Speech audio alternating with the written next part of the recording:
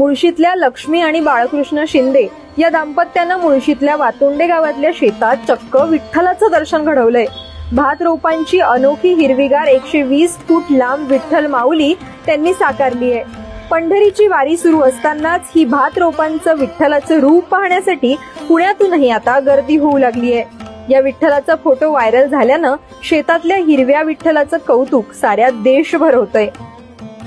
बाळकृष्ण शिंदे यांनी आपल्या 1 गुंठे शेतामध्ये विठ्ठल शोधला आणि तो पेरला। 120 फूट लांब आणि 60 फूट रुंद उंचीचा पांडुरंग रूपी भात पीक उगवून आला आहे। महिनाभरापूर्वीच शिंदे यांनी शेतात बियाणं टाकून दाढ तयार केली होती। भाताच्या दाढी विठ्ठल रूपी फक्कीनं काढलेल्या डिझाईन मध्ये तंतोतंत पेरल्यात। पाऊस होताच आता हा पेरलेला विठ्ठल लक्षवेधी ठरलाय।